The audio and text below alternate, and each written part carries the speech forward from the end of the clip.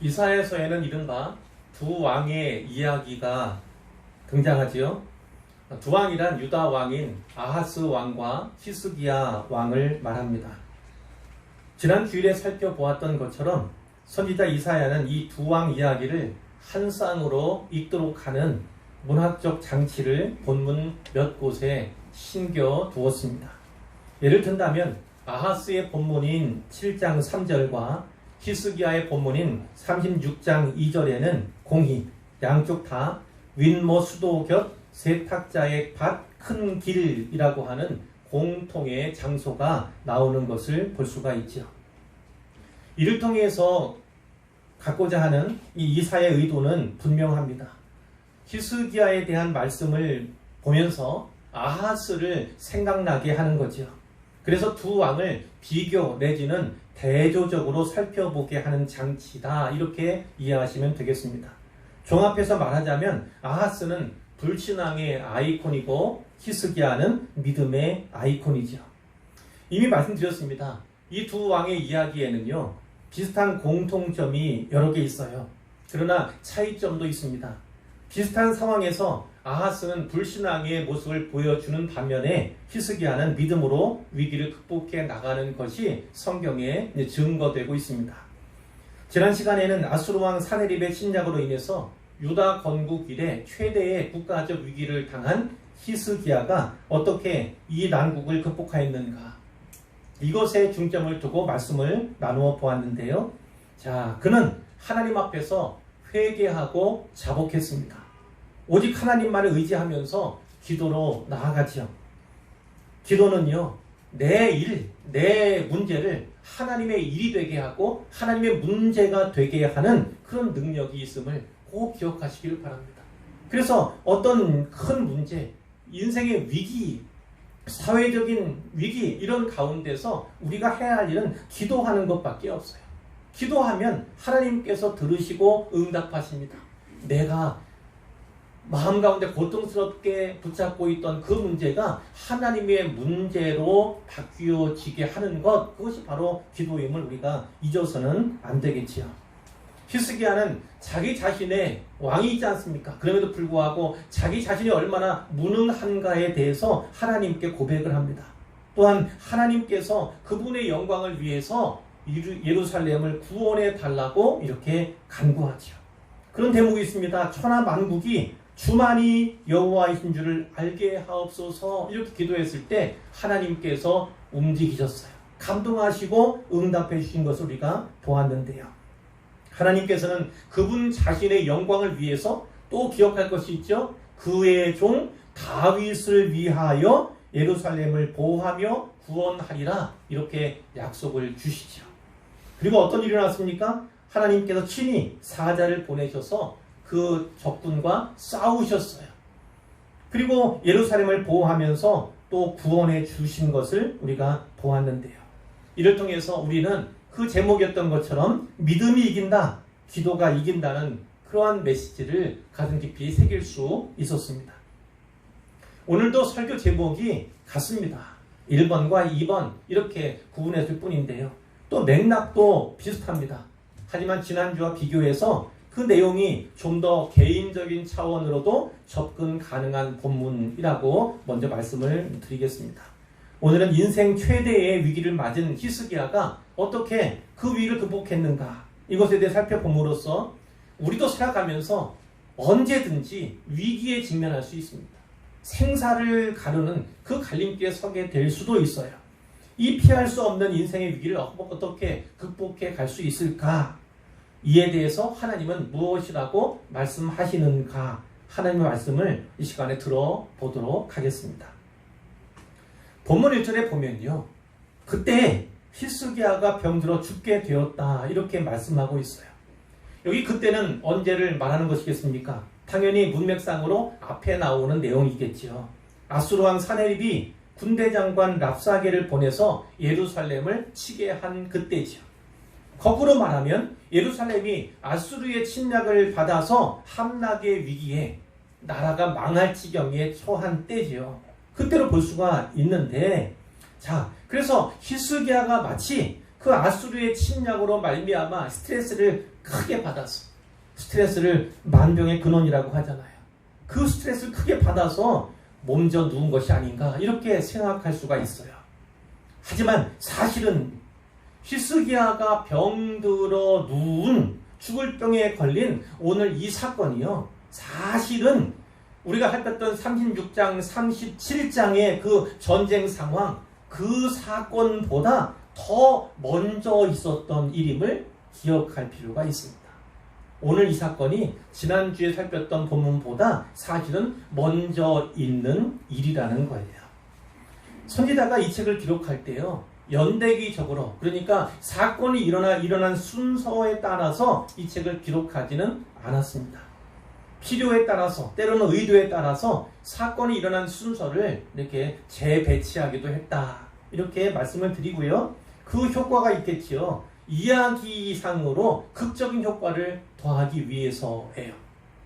특별히는요, 아수르 왕인 사네립과 이 히스기야를 대조적으로 보여주기 위한 장치이기도 합니다. 아수르 왕 사네립은 자기 나라로 돌아가잖아요.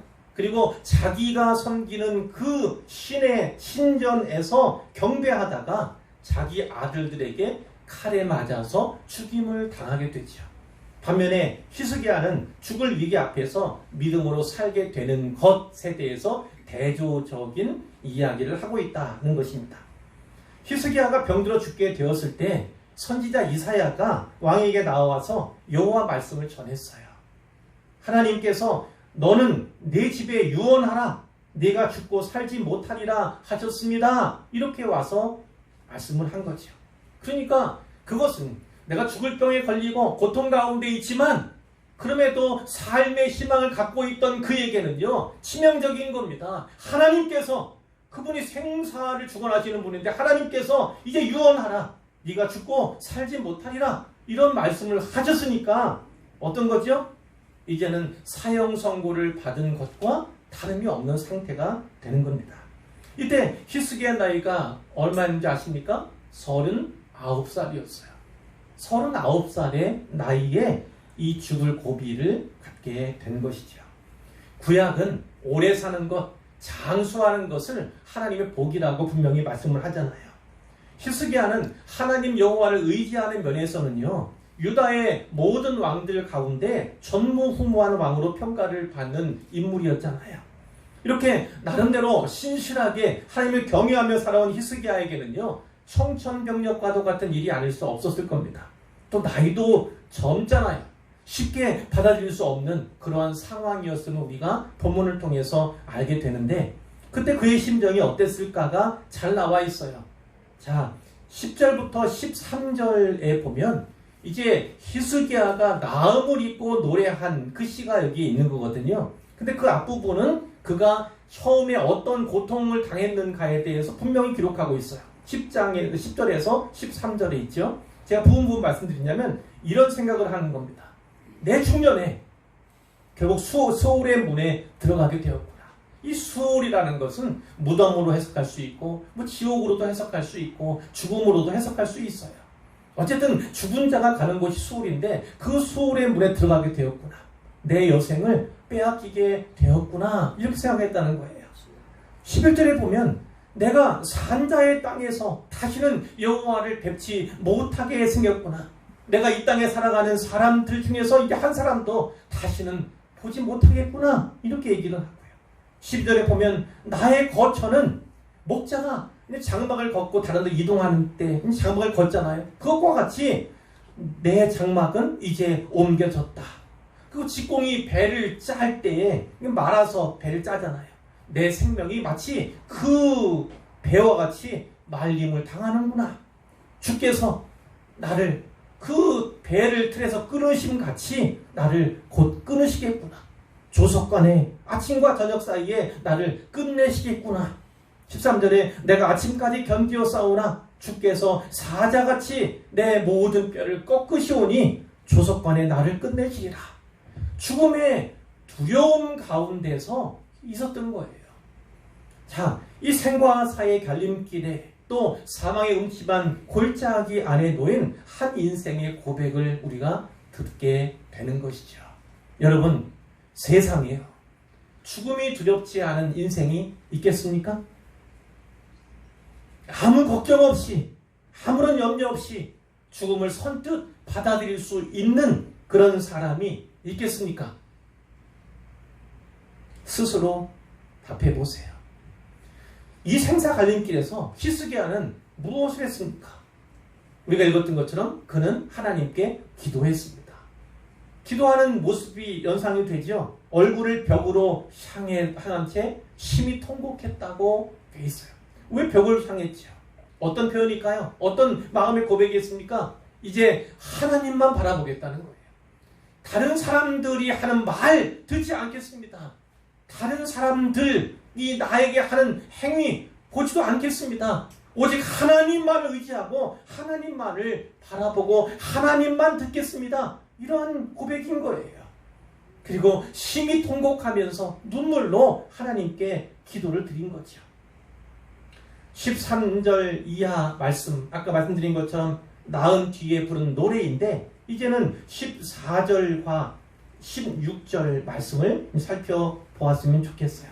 거기에서 어떻게 그가 기도하였는가 보게 되죠. 나는 제비같이 핫같이 지적이며 비둘기같이 슬피 울며 내 눈이 쇠하도록 앙망하나이다. 물론 문학적인 표현이지만 하나님께 내 눈이 쇠하도록 하나님만을 바라보는 거예요. 하나님만을 찾고 하나님만을 바라보는 거예요. 여호와여, 내가 압제를 받사오니 마음이 얼마나 괴로운지를 고백하는 거예요. 나의 중보가 되옵소서, 나의 도움이 되어달라고, 나를 도와달라고 애타게 간구하는 것입니다. 15절에도 보면요, 내가 무슨 말씀을 하겠습니까? 내 영혼이 너무나 고통스럽습니다. 제가 이대로라면 초라하게 비천하게 나머지 인생길을 살 수밖에 없습니다. 이렇게 고백을 하는 거예요. 16절에도 주여 원하건대 나를 치료하시며 나를 살려 주옵소서, 이렇게 간절하고 애탄 마음이 히스기야에게 있었던 거죠. 그가 기도한 내용이 본문에서는 3절에 나타나 있어요. 여호와여 구하오니 내가 주 앞에서 진실과 전심으로 행하며 주의 목전에서 선하게 행한 것을 기억하옵소서. 결국 요약하면 이겁니다. 하나님, 저를 기억해 주십시오예요. 저를 기억해 주십시오. 다윗을 추억하시는 하나님, 그가 이스라엘 사람이 아니잖아요. 아주 오래전에 유다의 왕, 이스라엘 왕이었던 분이 바로 이 다윗이잖아요. 그 다윗을 하나님께서 추억하신 것 같이 제 인생길에서 함께 하셨던 그 하나님, 저를 기억하시고 저를 추억해 주옵소서, 이렇게 기도하는 것입니다.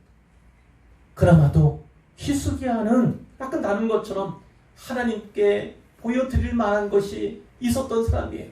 인정을 받을 만한 삶을 살아온 사람이 바로 그겁니다. 그러니까 하나님 앞에서도 말씀을 아뢰 수 있는 거예요.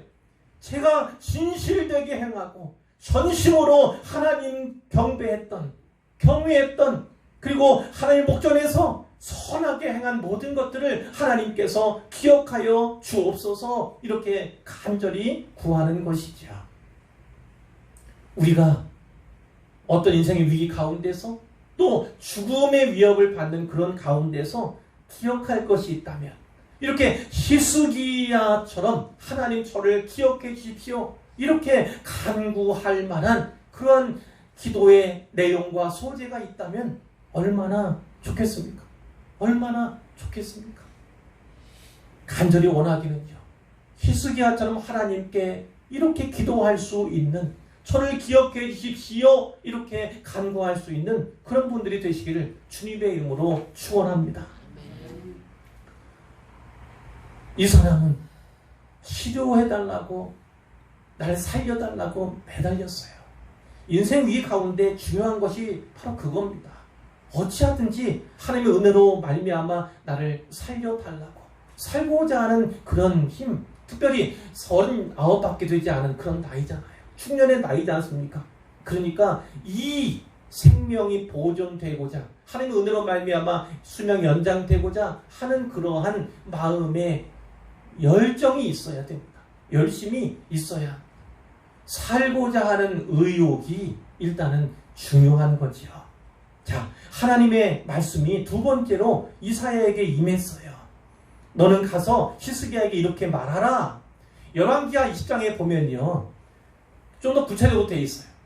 이사야가 이 하나님께서 주신 말씀을 선포하고 이제 너는 죽을 테니까 준비하라, 이 말씀을 전하고 돌아가는 길에 하나님께서 다시 이사야를 부르셔서 다시 돌아가라고, 다시 왕에게 가서 이 말을 전하라고 이렇게 명령이 내린 것을 우리가 알게 됩니다.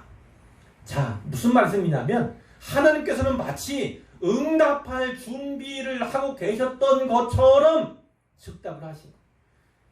이사야가 짧은 시간이지만 간절하게 그 얘기를 듣고 너는 이제 죽는다, 근데 너에게는 이제 끝이다, 너는 끝이다, 이런 얘기를 들었을 때 하나님 앞에 곧바로 무릎을 꿇은 거예요.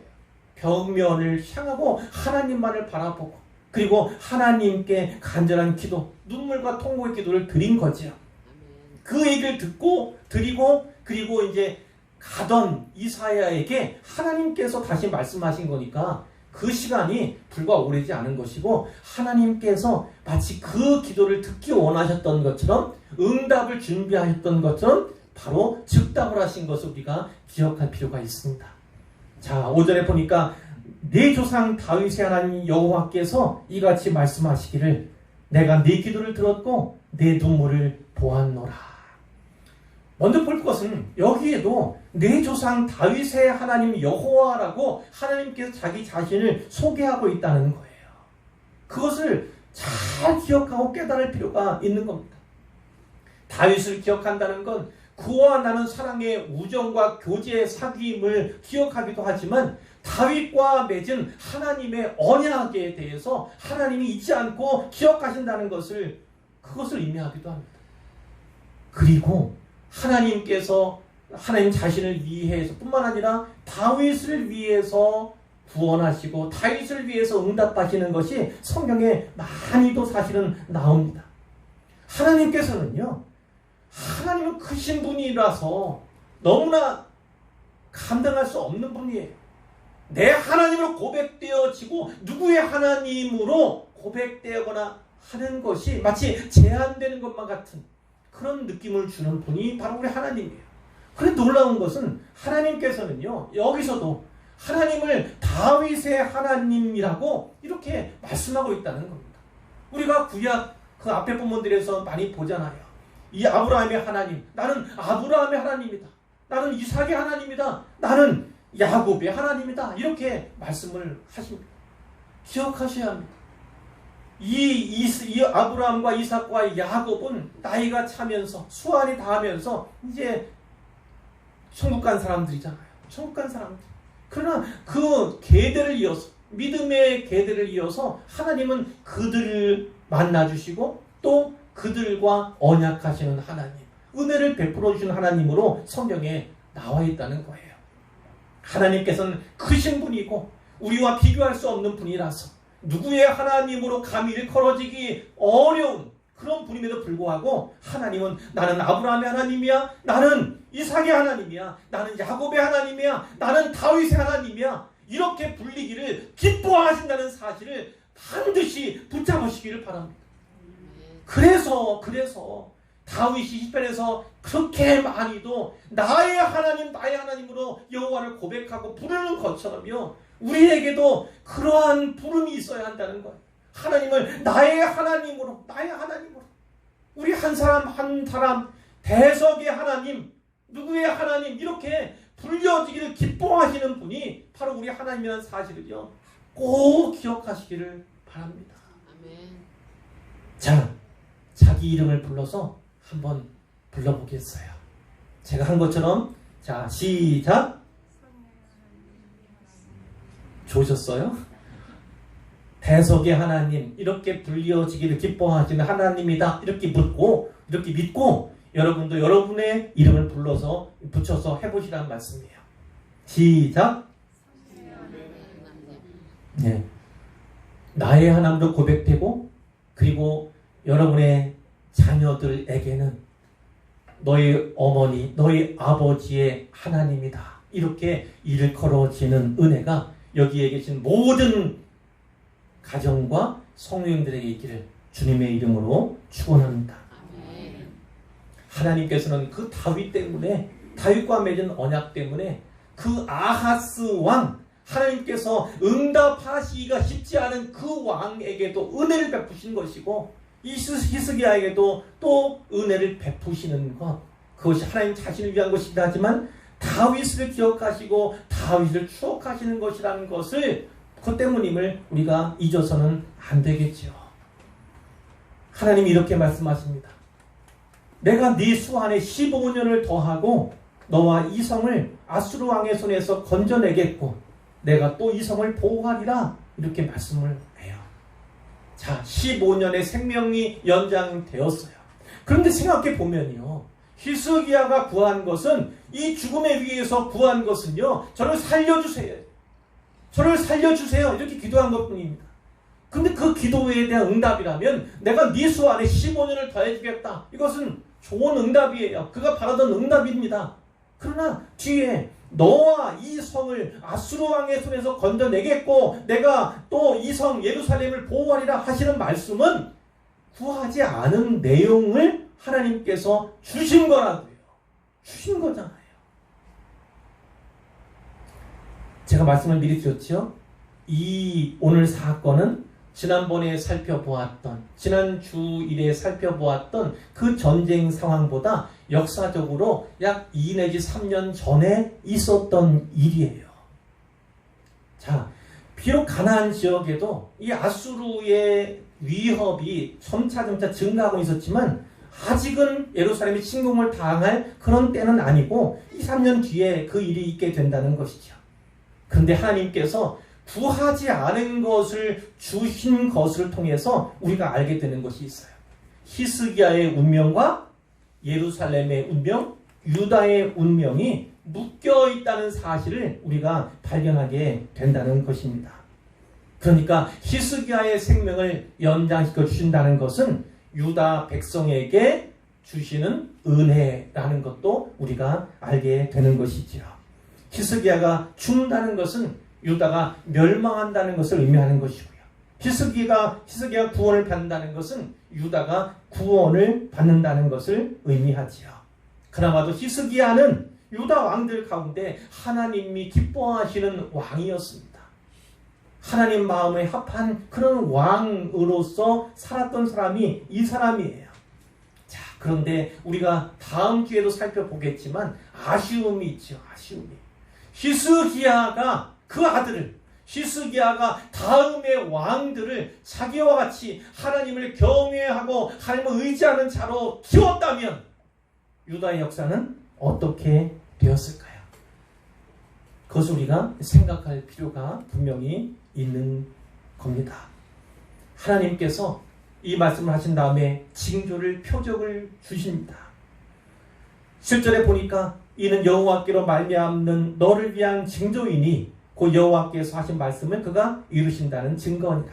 하나님께서 약속하셨는데 그 약속이 이루어진다는, 반드시 이루어질 거라는 그 징조, 표적을 하나님이 주신 거예요.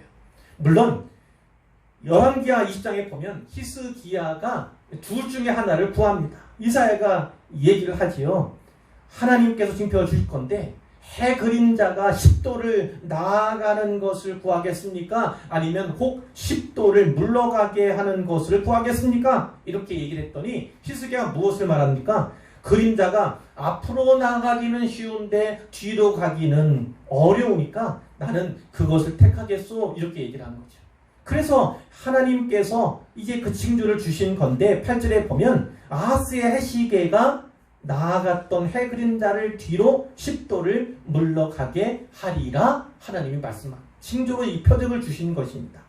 자, 이 해시계라는 것은요, 이 원뜻으로 보면은 계단이라는 뜻이에요. 계단. 말하자면 이런 장치입니다. 이 해가 옮겨가잖아요.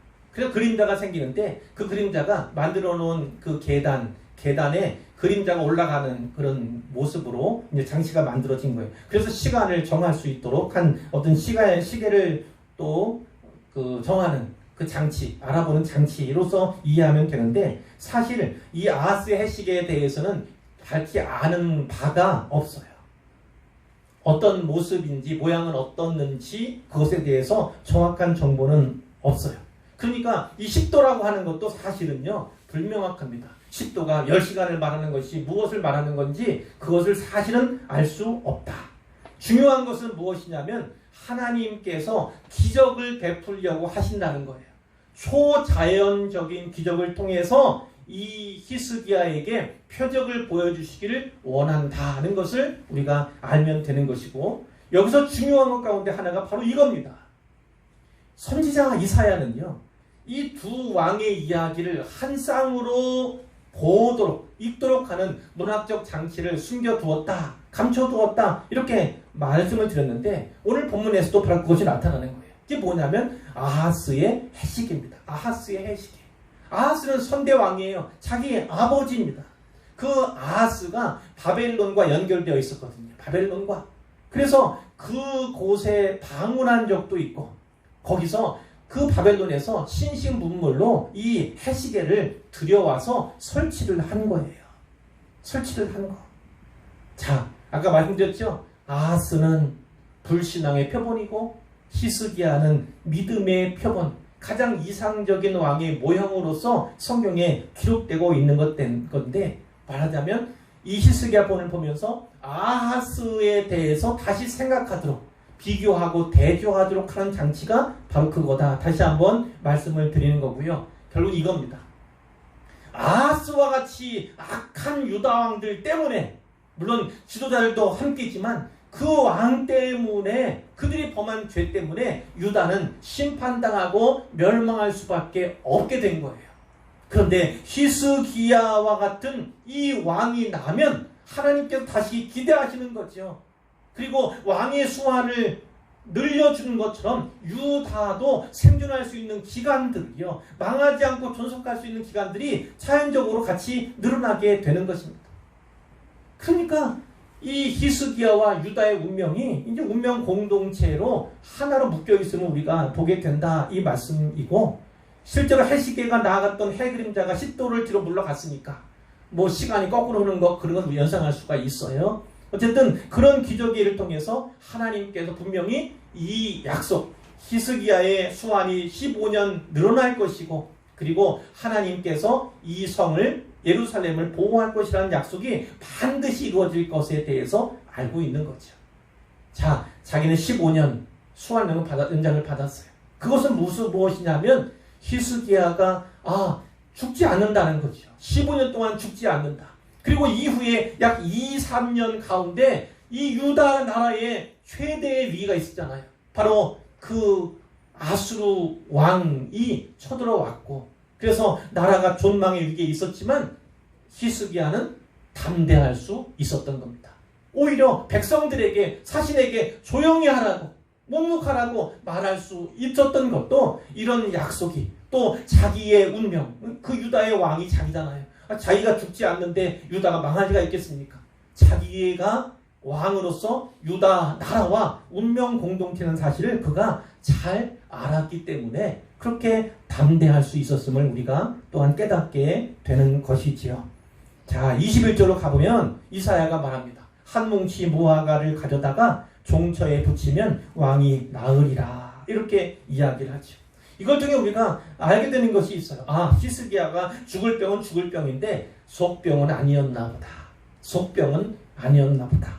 어쩌면 피부와 관련된, 밖으로 드러나는 어떤 종기랄까, 그런 것과 관련된 그런 병이었구나, 이렇게 짐작은 할 수 있어요.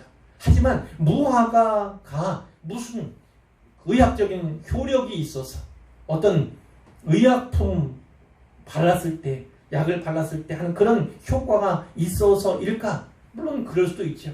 그러나 그것과는 상관이 없음도 기억할 필요가 있습니다. 하나님께서 낫게 하시면요, 거기에 무화과를 바르든지 아니면 다른 것을 바르든지 아니면 아무것도 하지 않든지 분명히 낫게 되는 것이죠. 병은 하나님께서 낫게 하시고 그를 죽을 병에서 살리게 하신다고 약속하셨으니까 그 약속의 말씀을 따라 저절로 완치가 될 것이에요. 그런데 보면 22절에 보세요. 히스기야가 다시 말합니다. 내가 여호와의 전에 올라갈 징조가 무엇이냐? 내가 살 수 있는 증거가 무엇이냐? 다시 구해. 다시 구해. 표적을 구하는 것은 나쁜 일인데 그건 믿음이 없는 것인데 이렇게 생각할 수 있어요. 우리는 신약의 본문을 통해서 그렇게 보게 되잖아요. 예수님께서 뭐라고 말씀하셨습니까? 악하고 음란한 세대가 표적을 구하나 선지자 요나의 표적밖에는 보일 표적이 없다. 이렇게 예수님께서 분명히 말씀하셨고, 보지 않고 믿는 것이 더 복되다 이렇게도 말씀하셨는데, 그럼 그런 말씀과 오늘 본문은 어떻게 이해해야 하는가? 히스기야 믿음이 없음이 또 나타나는 것이 아닌가? 이렇게 볼 수도 있습니다만, 여기서는 사실 또 다른 징조를 구한 것을 믿음의 행위로 이해하는 것이 더 낫다 이렇게 말씀을 드려요. 적어도 이 이사야서에서는요, 징조를 많이 구하면 많이 구할수록 더 믿음 있는 자로서 기록되는 특징이 이사야서에 있거든요. 그리고 다르죠. 이 신약성경 복음서에 예수님께 표적을 구했던 사람들은 뭐예요? 나는 당신이 하나님의 아들이라는 거, 메시아라는 것을 믿을 수 없어. 당신이 하나님부터 온 것, 새로운 증거를, 다른 증거를 보여주시오. 이렇게 얘기했던 사람들이 바리새인이었던 거예요. 그러나 이 본문에서는 그와는 상관이 없다는 거예요. 오히려 하나님의 능력이 무한함을, 무엇이든 가능함을 그렇게 믿고 하나님께 믿음으로 구했다는 겁니다. 그 능력을 신뢰하면서 오히려 증거를, 또 표징을 구했다는 것을 우리가 알게 되는 거고요. 사실 이래요. 믿음이 있는 척하면서 아무것도 구하지 않는 것보다는요, 어린아이와 같이 하나님의 능력을 믿고 의지하면서 더 많은 징조를 구하는 것이 오히려 더 믿음 있는 일이다. 이렇게도 우리는 생각하고 받을 수가 있는 거죠. 이제 17절부터 20절 말씀을 살펴보면 될 텐데, 이것은 이제 이 병 가운데서, 죽을 병 가운데서 나음을 입고 이제 감사하며 찬송하며 기록한 부분인 거지요. 17절에 보옵소서 내게 큰 고통을 더하신 것은 내게 평안을 주려 하심이라. 히스기야가 무엇을 깨달았습니까? 무엇을요? 고통에는요 의미가 있다는 겁니다. 이 고난에는 하나님의 뜻이 있음을 깨닫게 된 거예요. 제가 죽을 병에 걸려서 고통 가운데 신음하고 있었지만, 그러나 하나님은 이 고통을 평안으로 바꾸셨습니다. 평안으로 바꾸셨습니다. 아마도 이 히스기야도 그렇게 생각했을 거예요. 여겼을 거예요. 내가 만약 죽는다면 이 나라는 어떻게 될까? 이 어떻게 될까에 대해서 무슨 고민을 했던 거예요. 왜냐하면 그 선대 왕인 아하스는 참으로 불의한 사람이었잖아요. 산당을 많이도, 그리고 그 아버지가 했던 일들을 다시 개혁했던 것이 히스기야예요. 그랬는데 그 이후에 왕들이 하나님 앞에 바로 서지 못하고 그분을 의지하는 왕이 나오지 않는다면 어떻게 될까에 대해서 그는 근심할 수밖에 없었던 거예요. 자기의 죽을 병에 대해서도 근심했겠지만 이 나라의 운명에 대해서도 근심을 했던 것입니다. 그런데 이 고통 가운데 구하게 하셨고, 하나님께서는요 마치 응답하시기를 기다렸던 것 같이 즉답을 주셨지 않습니까? 그리고 내가 구하지 아니한, 그가 구하지 아니한 것까지 주신 거예요. 하나님께서 바로 이 죽을 병에 걸린 히스기야의 이 일을 어떻게 해석하시고 어떻게 사용하실까에 대한 그런 하나님의 계획과 생각이 있음을 우리가 알게 되는 것이죠. 그래서 죽을 병에서도 나음받아서 15년 소환이 연장되었을 뿐만 아니라 예루살렘 성도 안전하게 될 것이라고, 내가 보호할 것이라고 하는 그 약속을 받았으니까 그가 평안을 갖게 된 것입니다. 고통의 현실을, 고통의 상황을 살아간다 할지라도 너무 낭망하거나 낙심할 필요가 없습니다. 하나님께서는 내 고통과 내 고난을 통해서 또 새로운 일을 계획하시고 진행하시고 일하시는 분이라는 사실을 우리가 반드시 믿으시기를 바랍니다. 그가 고백하지요. 주께서 내 영혼을 사랑하셔서 멸망의 구덩이에서 건지셨고 내 모든 죄를 주의 등 뒤에 던지셨습니다. 어떤 표현입니까? 내 죄를 기억하지 않는다는 거예요. 자, 그 죄 때문에 이 장수하지 못하고 일찍 죽게 된 그런 연상을 하고 있는 것인데, 이 모든 죄를 내 등 뒤에 던졌으니까 어떤 거예요? 하나님의 등 뒤에 던졌으니까 하나님께서 기억조차 하지 않는다는 거죠. 18절에 보면 이런 내용입니다. 주께서 저를 수월에서 사망에서 무덤에서 건져 주셨사오니 제가 주께 감사하며 하나님의 신실하심을 아버지가 그의 자녀에게 알리듯이 전하듯이 제가 그렇게 하겠습니다. 여호와께서 나를 구원하셨으니 내가 종신토록 하나님의 전에서 노래하며 찬송을 드리겠습니다. 이렇게 노래한 내용이 바로 그의 신앙 고백과 같은 내용이지요. 이것이 오늘 본문의 내용인데요. 이것을 통해서 몇 가지만 생각해 보고 말씀을 맺도록 하겠습니다. 하나님께서는 분명하게, 우리가 지난주에 암송한 말씀이기도 하죠. 환난 날에 나를 부르라. 내가 너를 건지리니 네가 나를 영화롭게 하리로다. 이렇게 말씀을 하셨어요. 시편기도 통해서 노래하게 하셨죠. 환난 날에 우리가 해야 할 일은 무엇입니까? 하나님을 부르는 겁니다. 하나님을 부르는 것. 그러면 하나님께서 어떻게 하신다 합니까? 건져 주시겠다 이렇게 말씀합니다. 그리고 네가 나를 영화롭게 하리로다. 자, 생각해 보세요. 하나님께 영광을 돌리고 하나님을 영화롭게 하고자 하는 소망을 가진 크리스찬들이 많이 있잖아요. 그런데 환난에 대해서는요. 환난은 하나님께서 나의 죄 때문에 혹은 하나님께서 나를 벌 주시려고 나를 심판하시려고 이렇게 생각하는 경우들이 또 왕왕 있다고요. 그러나 그렇지 않습니다.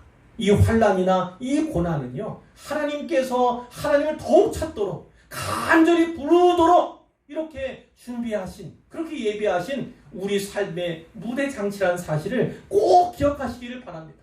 하나님께서는 그 환난 가운데, 그 고난 가운데서 우리를 건지심으로 말미암아, 그 기도에 응답하심으로 말미암아 하나님의 영광을 드러내기를 원하고 계시는 거예요. 그러니까 우리가 환난을 당한다, 우리가 고난 가운데 있다 생각할 것은, 하나님께서는 기도하기를 원하시는구나.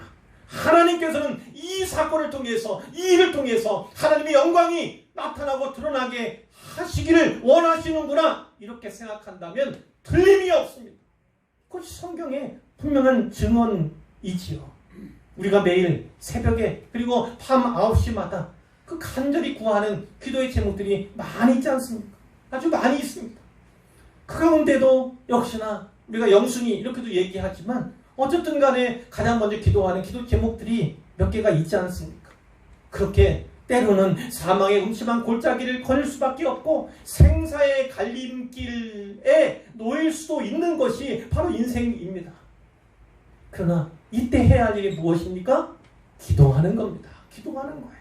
그러나 이 히스기야가 했던 것처럼 때로는요, 기도할 수 없을 때도 있어요. 기도하고자 하지만 입으로 나오는 게 아니라 그냥 신음소리만 나오는 때도 있습니다. 기도하고자 하지만 차마 말이 떨어지지 않는, 입이 떨어지지 않는 그런 때도 인생 가운데는 분명히 있어요. 여러분들 가운데도 그러한 때를 경험한 적이 있지 않습니까?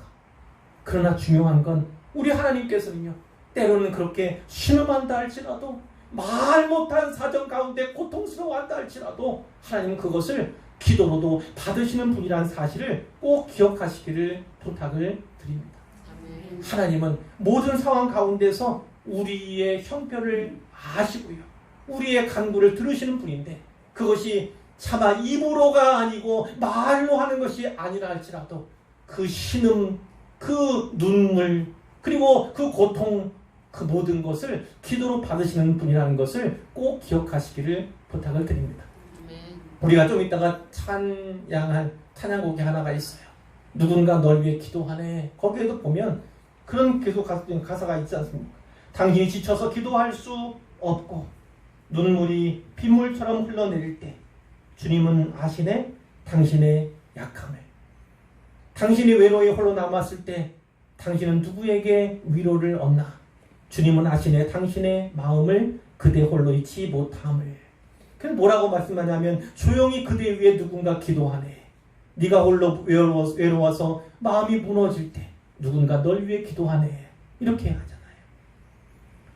어려운 가운데 있고 생과사의 갈림길에 있고 지금이 사망의 음침한 골짜기와 같은 인생길을 지날 때도 있겠지만 그러나 우리는 꼭 기억하고 붙잡아야 합니다. 하나님 우리를 고아와 같이 내버려두지 않겠다고 분명하게 약속을 하셨어요. 그리고 그 가사처럼 누군가 기도하도록 하십니다.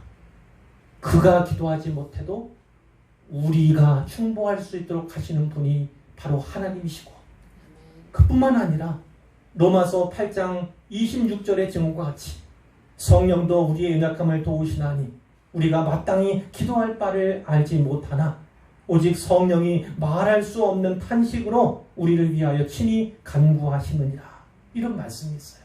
성령께서 우리가 무엇을 기도해야 할지 알지도 못하게 했고 그냥 신음만 나오고 탄식만 나올 때 성령께서 말할 수 없는 탄식으로 우리를 위해서 친히 간구하신다.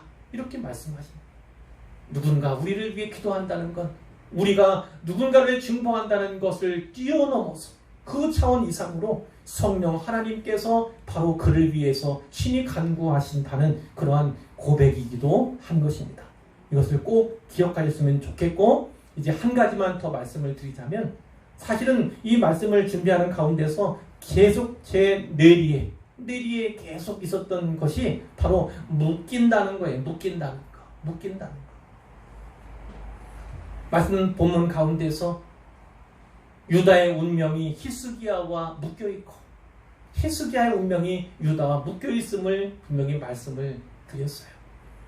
그런데 사실은 히스기야는 하나님과 묶여있는 존재였습니다. 그리고 그의 조상인 다윗과도 묶여있는 존재임을 우리가 알게 된 것이죠. 그런 질문이 저에게 계속 왔어요. 어떤 것이냐면 넌 누구와 묶여있느냐? 너는 누구와 묶여있느냐? 이 본문이 주시는 메시지 가운데 요점이 아닐까 생각을 하는데 여러분은 누구와 묶여있습니까? 여러분은 누구와 묶여있습니까? 하나님과 묶여 계십니까? 그러면 소망이 있습니다. 그렇다면 하나님 안에서 누구와 묶여 있습니까? 하나님 안에서 누구와 묶여 있습니까? 그것을 생각해 보시라는 거예요. 여러분 인생은요 단지 한 사람의 인생만은 아닙니다. 사회라는 것 자체가 그물망처럼 얽히고 설켜서 주거니 받거니 서로 영향을 받을 수밖에 없는 그런 존재잖아요. 사람이라는 것, 인간이라는 것 자체가 바로 그렇습니다. 우리는 주 안에서 묶여있는 존재임을 명심해야 합니다. 그래서 내가 하는 것이 누군가에게는 길이 되고요. 누군가에게는 본이 되고 반면에 내가 가는 길이 때로 누군가에게는 낭만과 낙심도 줄 수 있다는 사실을 반드시 기억해야만 합니다. 하나님 안에 묶여있다는 것, 하나님께 묶여있다는 것은 우리가 소망을 버릴 수 없는 크나큰 이유이지요. 그러나 이 땅을 살아가는 우리 모두도 하나님 안에서 많은 사람들과 물론 가족과 일가, 친척, 친구 또 많은 교우들과 더불어서 묶여있는 존재라는 사실을 꼭 기억할 필요가 있습니다.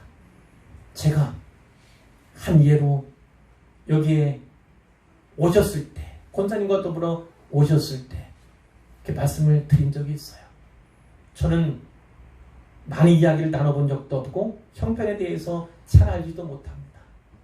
그러나 제가 말씀을 드리고자 했던 요지는 또 이렇게 말씀을 드려야겠다 생각했던 것은 이겁니다. 무엇이냐면 하나님 안에 있는가? 진짜 하나님 잘 믿고 있는가? 그래서 오늘 내게 죽음이 다가온다 할지라도 구원받을 수 있는 그런 확신이, 천국 갈 수 있는 확신이, 아브라함의 품에 안길 확신이 있는가? 그것을 점검해 보고 싶었습니다. 이렇게 얘기를 했어요. 그리고 또 하나는 만약 그것이 확실하다면 저는 이렇게 여쭙고 싶었습니다. 이렇게 도전을 드리고 싶었습니다. 생명 위에서 죽음과 끝까지 싸우십시오. 끝까지 투쟁하십시오. 그래서 따님으로 하여금 생명에 대해서, 죽음에 대해서 다시 한번 도전을 갖게 해주십시오. 얼마나 생명이 소중한 것인가, 그것을 찾아야 하고 붙잡아야 하는가에 대해서 도전을 받게 해주십시오. 그러면 살아갈 날이 훨씬 많은 그 딸이 아빠로 말미암아서 큰 힘을 얻게 될 것입니다. 제가 이렇게 말씀을 드렸어요. 그리고 우리의 기도 제목이기도 하지요. 사랑하는 성도 여러분, 우리는 단지 히스기야처럼 15년의 수환을 연장받은 존재가 아닙니다. 우리는 영생이라고 하는 시간을 연장받은 우리임을 꼭 기억하시기를 바라요. 우리는 예수 그리스도의 그 복음으로 말미암아, 그분의 피, 그분의 십자가와 부활로 말미암아 영생을 선물로 받은 사람들이에요. 단지 15년의 수환이 아니라 영생. 그래서 먼저 한나라 간다 할지라도 다시 만날 수 있는 기회를 얻게 된 것이 바로 우리라는 사실을 기억하여야 합니다. 그러나 이것만큼 죽음이 두렵지 않습니까? 죽음을 두려워하지 않는 사람이 세상에 어디 있겠습니까? 그러나 그 죽음 앞에서도 담대하시기를 바랍니다. 그 죽음이 두렵기 때문에 순교라는 말이 나온 것이고, 순교자의 피라고 하는 말의 의미가 더해지는 거 아닙니까? 그 두렵지 않으면, 그것이 고통스럽지 않고 공포가 아니라면 그 죽음이 뭐가 되시겠습니까? 혹자는 이야기하기를 죽는 것은 어렵지 않은데 이렇게도 얘기를 하죠.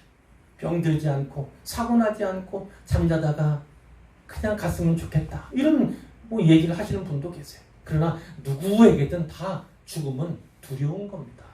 근데 그 죽음을 이겨낼 수 있는 길이 예수님으로 말미암아 우리에게 주어졌다는 사실, 우리가 꼭 명심할 필요가 있고, 그럼에도 불구하고 우리가 신앙생활하는 가운데 하나님 안에서 서로 묶인 존재라는 사실, 서로가 서로에게 영향을 줄 수밖에 없고 또 받을 수밖에 없는 사실, 그렇다면 바로 다윗과 같이요, 다윗과 같이 그 후세들에게 선한 영향력을 끼치고 하나님께서 그를 기억하고 추억하심으로 말미암아서 그 언약을 계속해서 이루어 가시고자, 이어가시고자 하시는 그러한 선조가 되고, 그러한 부모가 되고, 그러한 가족이 된다면 얼마나 큰 유익이 있겠습니까? 우리는 서로 이렇게 묶여 있습니다. 그 사실을 꼭 기억하시고, 내가 본이 되고 내가 모범이 되는, 내가 샘플이 되는 그런 길을 언제든지 믿음으로, 기도로 걸어가시기를 주님의 이름으로 축원합니다.